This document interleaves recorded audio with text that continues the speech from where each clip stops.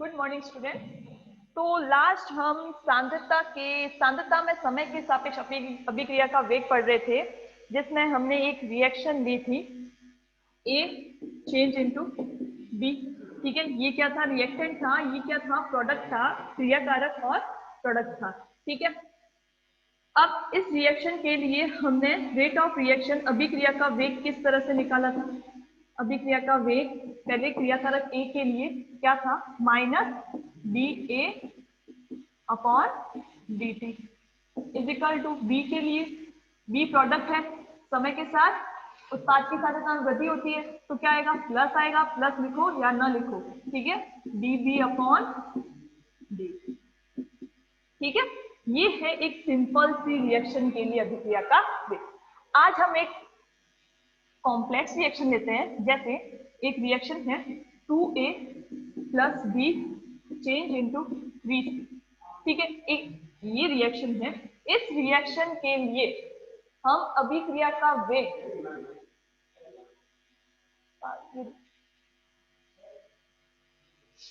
इस रिएक्शन के लिए 2A plus B change into 3C, इस अभिक्रिया के लिए हम अभिक्रिया का वेग कैसे निकालेंगे? तो सबसे पहले हम बात करते हैं क्रियाकारक ए, रिएक्टेंट ए की बात करते हैं। ठीक है, तो ए के सापेक्ष अभिक्रिया का वेग क्या होगा? ए के सापेक्ष अभिक्रिया का वेग क्या होगा? ए के सापेक्ष ये सेम। अगर हम इस अभिक्रिया के लिए जैसा हमने रेट ऑफ रिएक्शन या अभिक्रिया का वेग निकाला है, वैसे ही अगर हम इसके लिए निकालते हैं, जैसे कि ये minus D A upon D T.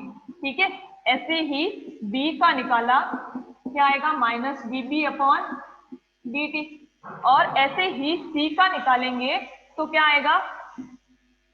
B C upon D T. लेकिन ये जो वेग है क्या है? गलत होगा। ये वेग क्या होगा?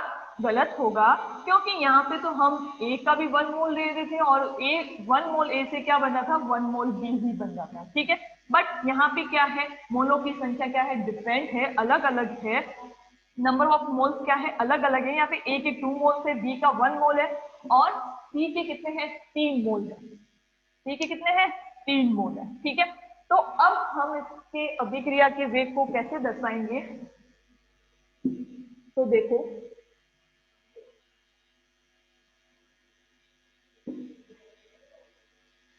ये जो आगे नंबर ऑफ मोल्स दिए हुए हैं, ए के कितने मोल्स दिए हुए हैं? 2 मोल्स दिए हुए हैं। ए के, बी का 1 मोल दिया हुआ है, और सी का कितना? 3 मोल दिए हुए हैं। ठीक है, तो हम क्या करेंगे? जो ए की सांद्रता, ए के सापेक्ष जो अपन ने अभिक्रिया का वेग निकाला था, D A upon D T. ठीक है, ये जो ए की या क्रियाकारक ए की जो समय के साथ सांद्रता में परिवर्तन है, उसको हम क्या करेंगे? ये जो आगे मोलों की संख्या दी हुई है, उससे हम क्या करेंगे? इसको भाग दे देंगे, इसको डिवाइड कर देंगे। ठीक है, तो क्या आएगा वेग इसके लिए? माइनस तो है, -1/2 D A upon D T. ठीक है, आगे जो मोलों की संख्या है उसको हम क्या करेंगे? क्रियाकारकों और उत्पाद की सांद्रताओं में हम उस मोलों की संख्या से क्या कर देंगे? उन मोलों की संख्याओं का भाग दे देंगे।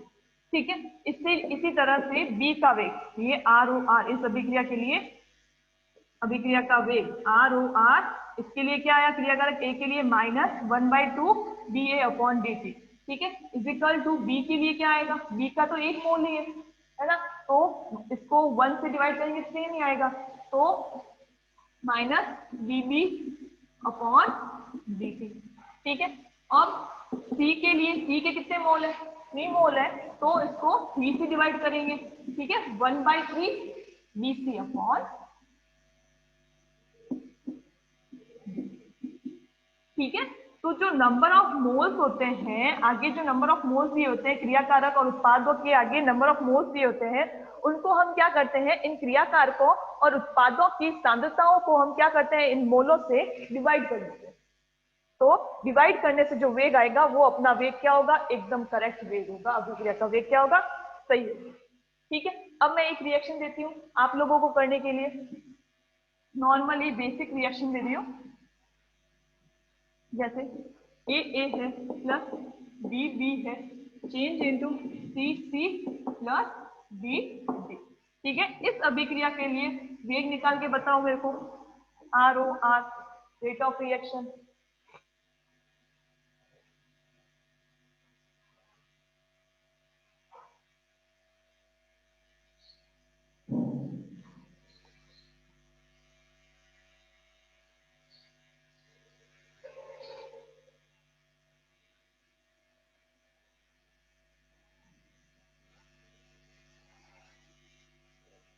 निकाल। तो क्या आया इस अभिक्रिया के लिए? ROR इज इक्वल टू क्या होगा? माइनस, क्रियाकारक है तो माइनस आएगा 1/A, जो मोलों की संख्या है उससे हम क्या करेंगे, क्रियाकारक की सांद्रता को डिवाइड कर देंगे, DA upon DT is equal to क्या आएगा? Minus 1/B DB upon DT। ठीक है, इज इक्वल टू क्या होगा? 1/C प्रोडक्ट है तो माइनस का साइन नहीं आएगा, DC upon DT and is equal to 1/D DB upon DT।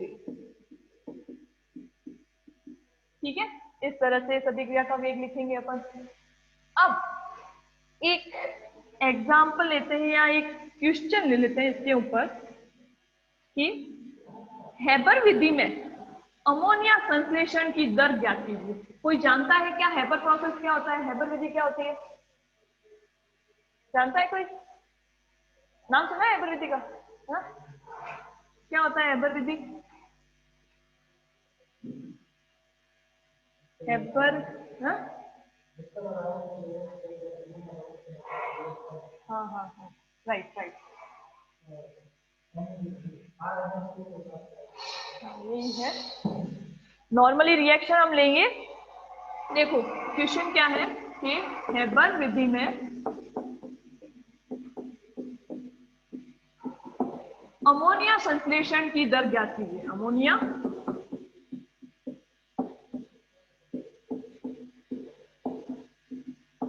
संश्लेषण की दर ज्ञात कीजिए।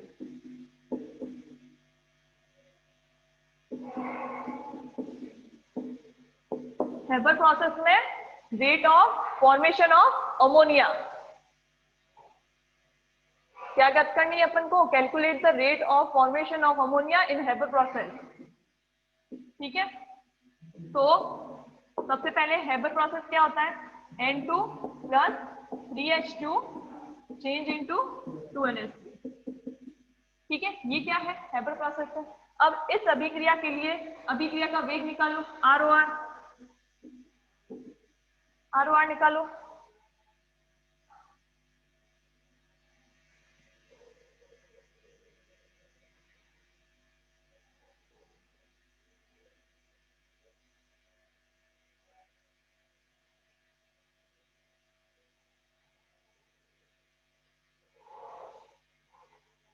लिख दिया? क्या है बताओ? -B N2 upon DT is equal to,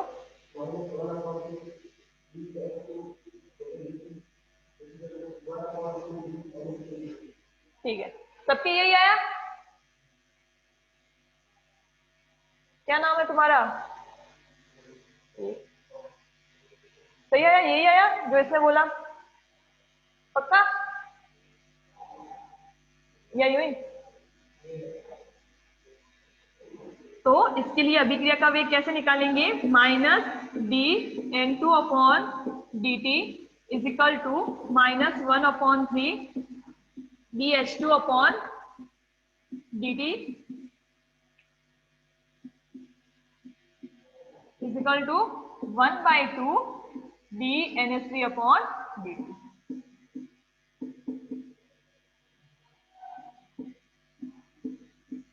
upon D. ठीक है, तो ये तो है हेबर प्रोसेस। अब अपन को क्या करना है? हेबर प्रोसेस में अमोनिया संश्लेषण की दर, rate of formation of ammonia, ठीक है, ये निकाल। तो ये कैसे निकालेंगे? देखो, रेट ऑफ अमोनिया संश्लेषण की दर, अमोनिया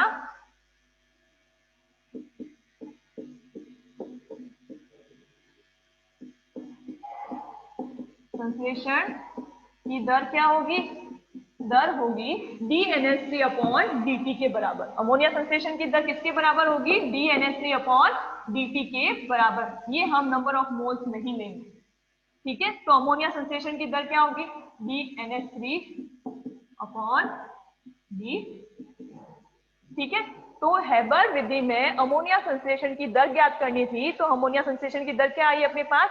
DNS3 अपॉन dt, ठीक है। तो यही क्वेश्चन था। एक और क्वेश्चन लेते हैं, लिख दिया। एक और क्वेश्चन लेते हैं।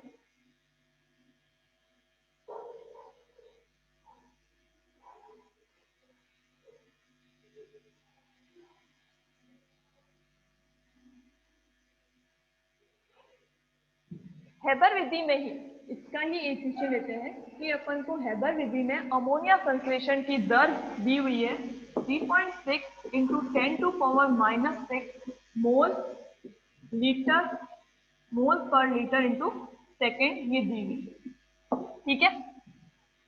अमोनिया की संश्लेषण की दर ये है। अपन को ज्ञात क्या करना है? हाइड्रोजन के विलोपन की दर। हाइड्रोजन के विलोपन की दर यानी कि rate of disappearance of hydrogen, विलोपन की दर और अभिक्रिया का वेग ज्ञात करना है, ROR ज्ञात करना है, रेट ऑफ रिएक्शन ज्ञात करना है, अभिक्रिया का वेग ज्ञात, ठीक है। हेबर विधि में अमोनिया संश्लेषण की दर अपन को दी हुई है 3.6 इंटू 10⁻⁻6 मोल पर लीटर इंटू सेकेंड, ठीक है। ये दे रखी है अपन को और अपन को ज्ञात क्या करना है, कैलकुलेट क्या करना है? हाइड्रोजन के विलोपन की दर और अभिक्रिया का वेग ज्ञात करना, ठीक है। तो सबसे पहले हेबर प्रोसेस लिख लेते हैं। N2 plus BH2 change into 2NH2, ठीक है। इसके लिए अभिक्रिया का वेग लिख लेते हैं।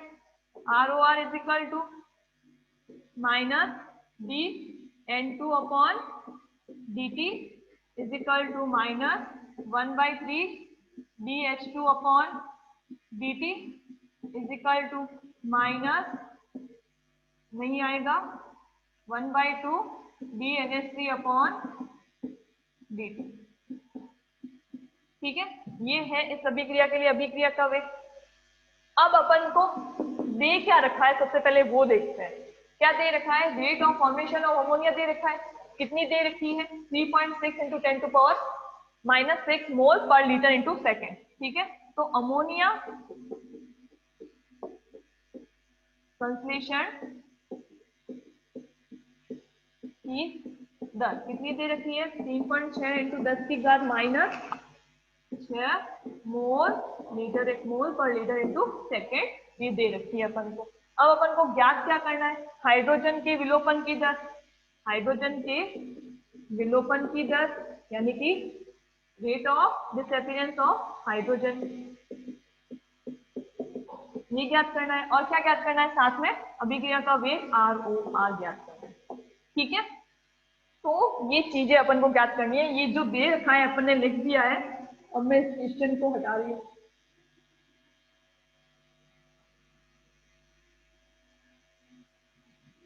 तो सबसे पहले हम क्या करते हैं? रेट ऑफ रिएक्शन निकालते हैं, ठीक है। ये क्या है? Rate of reaction ROR। अपन को दे क्या रखा है? अमोनिया संश्लेषण की दर दे रखी है, ठीक है। तो ROR इज इक्वल टू क्या है? DNH3 upon dt। ये क्या दे रखा है? DNH3 अपॉन dt, यानी कि अमोनिया संश्लेषण की दर कितनी दे रखी है? 3.6 इंटू 10⁻⁻6। तो यहां से अपन क्या करेंगे? अभिक्रिया का वेग निकालेंगे। क्या है? 1/2 DNH3 अपॉन dt, ठीक है। ये कितना दे रखा है अपन को? DNH3 upon dt। अमोनिया संश्लेषण की दर कितनी दे रखी है? ये दे रखी है। तो 3.6 इंटू 10⁻⁻6 मोल पर लीटर इंटू सेकेंड, ठीक है। और 1/2 है अपॉन 2, ठीक है। जो वैल्यू आएगी वो अभिक्रिया का वेग हो जाएगा, ROR हो जाएगा, ठीक है। 8 8 2 36 होते हैं 1.8, into 10⁻⁶ mole litre into second. ठीक है, तो इस तरह से हमने अभिक्रिया का वेग निकाल लिया। आ गया समझ में? समझ में आया? ठीक है, फिर नेक्स्ट अपन को क्या पूछा है, हाइड्रोजन के विलोपन की दर पूछी है। तो हाइड्रोजन के विलोपन की दर ROR इजिकल टू क्या है, हाइड्रोजन, एक मिनट, सबसे पहले हाइड्रोजन के विलोपन की दर ज्ञात करने के लिए एक चीज देखते हैं अपन को।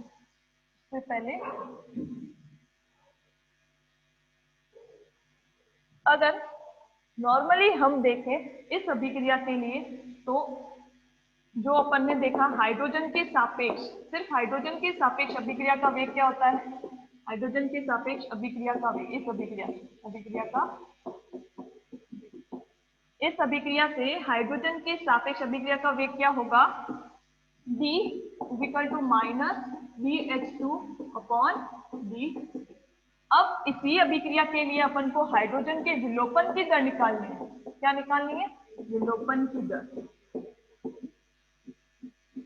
विलोपन की दर क्या होगा, विलोपन हो रहा है तो अपने पास क्या आएगा, माइनस का चिन्ह आएगा, है ना, और ये माइनस तो है, तो माइनस माइनस क्या हो जाएगा, प्लस हो जाएगा। तो विलोपन की दर क्या आएगी, BH2/D।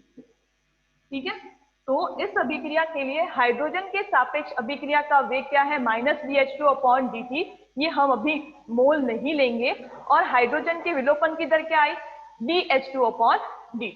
ठीक है, अब हम अपन क्या करेंगे, हाइड्रोजन के विलोपन की दर ROR निकालेंगे। इसके लिए ROR इक्वल टू क्या है, माइनस, या माइनस का साइन नहीं, विलोपन की दर निकाल लेना तो माइनस नहीं आएगा, क्या है 1/3 BH2/D।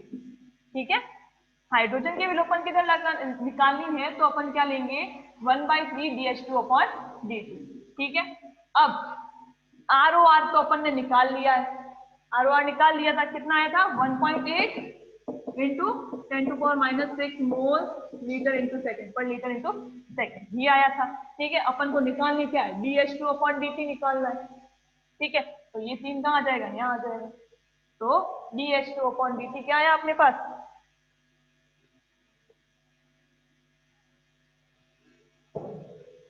BH2/dt इक्वल टू क्या आया, 3ROR, और R की वैल्यू रख दो, ROR की वैल्यू रख दो, into 1.8 into 10⁻⁶ mole litre into second.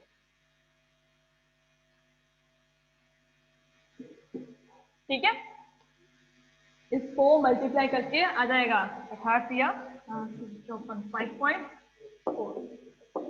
Into 10⁻⁻6 mole litre second. ठीक है, तो ये आ गई हाइड्रोजन के विलोपन की दर।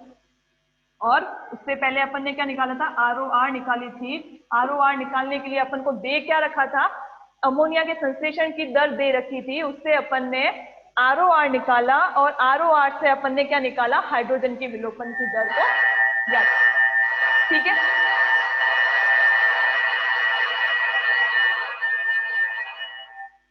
क्लियर है यहाँ तक, पक्का? कुछ प्रॉब्लम हो तो पूछ लो।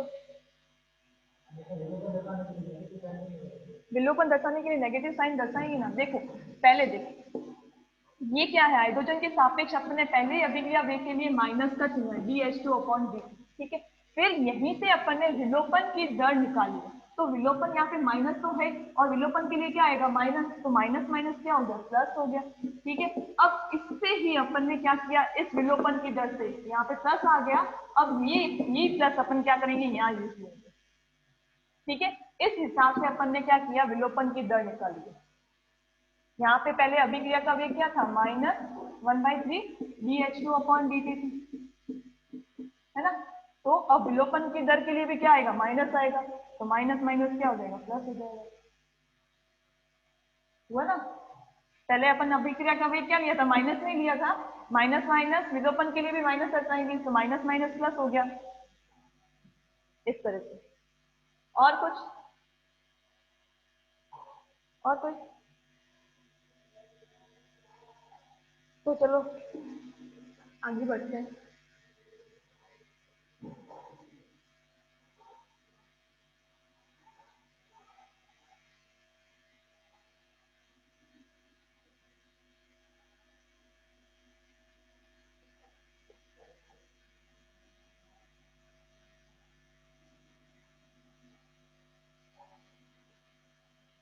नेक्स्ट ये अपने यहाँ पे कंप्लीट होता है सांद्रता में समय के सापेक्ष अभिक्रिया का वेग। नेक्स्ट अपन दूसरी हेडिंग लगाते हैं नंबर 2 पे। कौन सा था? द्रव्य अनुपाती क्रिया नियम, लॉ ऑफ मास एक्शन। द्रव्य अनुपाती क्रिया नियम द्वारा दिया गया अभिक्रिया का वेग, द्वारा दिया गया अभिक्रिया का वेग। द्रव्य अनुपाती क्रिया नियम, लॉ ऑफ मास एक्शन, उसके द्वारा दिया गया अभिक्रिया का वेग क्या होता है? ठीक है, सबसे पहले तो द्रव्य अनुपाती क्रिया नियम क्या होता है उस पे आते हैं या उसकी बात करते हैं अपन। तो देखो, किसी रासायनिक अभिक्रिया में किसी रासायनिक अभिक्रिया का वेग अभिक्रिया में भाग लेने वाले क्रिया कारकों की सक्रिय द्रव्यमान के मोलर घातांकों के गुणनफल के समानुपाती होता है। क्या है? किसी अभिक्रिया का वेग जो है वो अभिक्रिया में भाग लेने वाले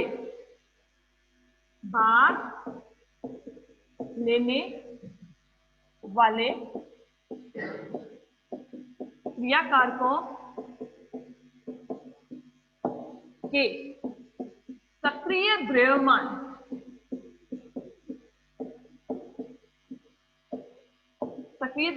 के मोलर घातांकों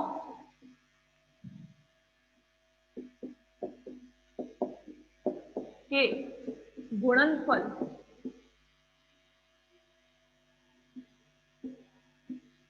के समानुपाती होता है। ठीक है, तो क्या है द्रव्य अनुपाती क्रिया नियम? क्या है कि अभिक्रिया का वेग जो है वो अभिक्रिया में भाग लेने वाले जो क्रिया कारक है उन क्रिया कारकों के सक्रिय द्रव्यमान के मोलर घातांकों के गुणनफल के समानुपाती होता है। जैसे इसको हम एक रिएक्शन के थ्रू समझते हैं। जैसे अपने पास एक रिएक्शन है AA plus BB change into CC plus D। ठीक है, ये रिएक्शन है। सबसे पहले तो हम इसमें बात करते हैं कि सक्रिय द्रव्यमान क्या होता है। कोई जानता है सक्रिय द्रव्यमान क्या होता है? Active mass. Active mass is nothing but molar concentration. Active mass is nothing but molar concentration. कुछ नहीं है, एक्टिव मास सक्रिय द्रव्यमान क्या है? मोलर सांद्रता को कहते हैं। और सांद्रता को हम किसमें दर्शाते हैं? ब्रैकेट के रूप में दर्शाते हैं, है ना। सांद्रता को किससे दर्शाते हैं? ब्रैकेट के रूप में दर्शाते हैं। ठीक है, तो ये क्रिया कारक है। इस क्रिया कारक का सक्रिय द्रव्यमान क्या होगा जब हम इस क्रिया कारक को इस ब्रैकेट के रूप में लिखेंगे? ठीक है, तो ये इसका हो जाएगा सक्रिय द्रव्यमान। अब ये क्या बोल रहा है? मोलर घातांक कह रहे हैं। मोलर घातांक क्या हो जाएगी? जो ये ए क्रिया कारक ए के जो मोल है वो क्या आएंगे? इसके घातांक के रूप में आएंगे। ठीक है, तो ये क्या हो गया? क्रिया कारकों के, ये क्रिया कारक का सक्रिय द्रव्यमान के मोलर घातांक के क्या होगा? समानुपाती होगा। वो अब मैं आगे लिखूंगी समानुपाती कैसे होता है, प्रोपोर्शनल कैसे होता है। ठीक है, यानी कि सिर्फ ये बात किसकी कर रहा है? क्रिया कारकों की बात कर रहा है, रिएक्टेंट की बात कर रहा है। यानी कि ये जो नियम, इस नियम के अनुसार अभिक्रिया का वेग सिर्फ क्रिया कारकों पर ही निर्भर करता है, उत्पाद पर निर्भर नहीं करता है।